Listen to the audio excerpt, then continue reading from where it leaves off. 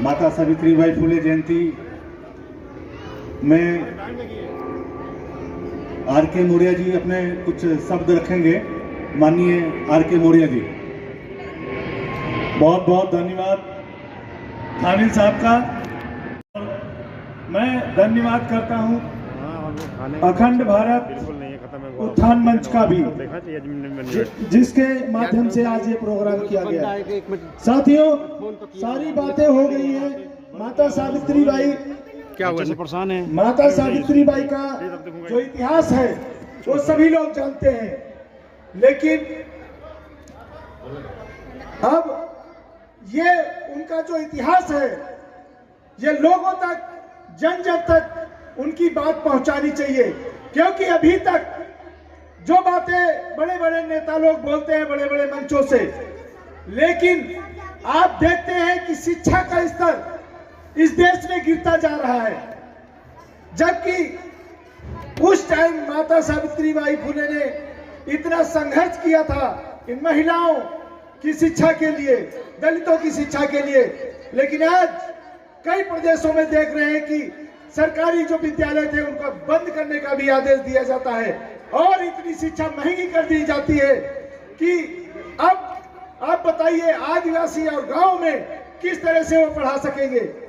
आप जैसे बिहार जैसे देखते राज्यों में आज भी शिक्षा का स्तर किस तरह से गिरा है, लोग जमीन पे बैठ के पढ़ते हैं। तो मैं यही कहना चाहूंगा कि देश की सरकारों से और जनता से कि वो इस आंदोलन को और तेज करे, माता सावित्रीबाई फुले और ज्योतिबा फुले के आंदोलन को, जिससे कि हर जगह शिक्षा जो है लोगों को मिल सके और सरल शिक्षा मिल सके।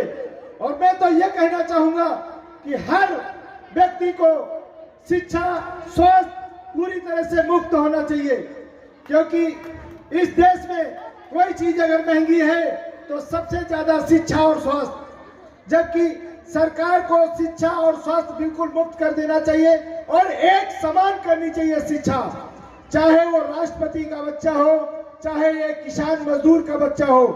शिक्षा एक समान होनी चाहिए, जब ये देश हमारा आगे बढ़ेगा। अन्यथा ऊंच नीच का ये भेदभाव खत्म नहीं हो सकता। एक बच्चा जो पढ़ने के लिए वो जाता है सरकारी स्कूल में, उसकी किताबें कुछ और होती हैं, और एक जो एसी में बैठा हुआ बच्चा पढ़ रहा होता है उसकी कुछ और होती है। शिक्षा एक समान होनी चाहिए, चाहे एक बच्चा एसी में बैठे और चाहे धूप में बैठे दूसरा बच्चा।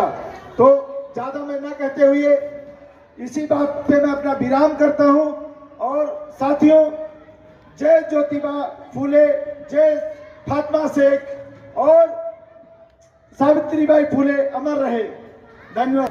नमन करते हुए खंड खंड भारत को अखंड भारत बनाने वाले चक्रवर्ती सम्राट चंद्रगुप्त मौर्य, अपने धर्म के बलबूते पूरे विश्व को जीतने वाले प्रियदर्शी सम्राट अशोक महान, भारत के प्रथम राष्ट्रपितामह महामना ज्योतिराव फुले जी, भारत के प्रथम शिक्षिका माता सावित्रीबाई फुले, उनके कंधों से कंधा मिलाकर साथ देने वाली मां फातिमा शेख, आरक्षण के जनक साहू जी महाराज, पेरियार ईवी स्वामी नायकर जी, लौह पुरुष सरदार वल्लभ भाई पटेल जी, भारतीय धर्म ग्रंथ संविधान के रचयिता BR अम्बेडकर जी, जलियांवाले बाग का बदला लेने वाले शहीद उधम सिंह सैनी जी, भारत लेनिन बाबू जगदेव प्रसाद जी और मिसाइल मैन के नाम से जाने जाने वाले APJ अब्दुल कलाम जी को नमन करता हूं और भारत और विश्व के सभी संतों महापुरुषों को नमन करता हूं। यहां पे उपस्थित माननीय RK मौर्य जी, रामरतन कुशवाहा जी, अनिल सिंह जी, माननीय धानिल वर्मा जी, प्रियंका जी का स्वागत, अभिनंदन, नमन, वंदन करता हूं।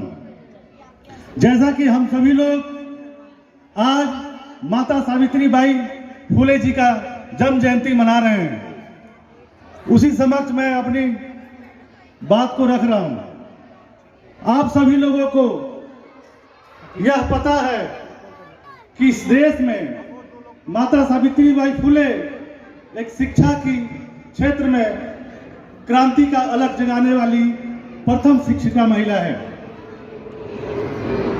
प्रियंका जी जब इस देश में शिक्षा नहीं था तो महिलाएं सती हुआ करती थी। प्रियंका जी जब इस देश में शिक्षा नहीं था तो महिलाएं सती हुआ करती थी। आज इस देश में शिक्षा माता सावित्रीबाई द्वारा फैलाया गया, पढ़ाया गया, तो इस देश में महिला आज राष्ट्रपति हुआ करती है, प्रधानमंत्री हुआ करती है। तो ऐसी थी हमारी राष्ट्रमाता माता सावित्रीबाई फुले। बहुत सारे लोग मंच के माध्यम से और चाहे जैसे भी आपस में दुआ सलाम करते हैं और हम सभी लोग पूछते हैं कि भाई कैसा चल रहा है, तो हमारे सामने से जवाब आता है कि सब अच्छा चल रहा है, अल्लाह की कृपा से, भगवान की कृपा से सब अच्छा चल रहा है।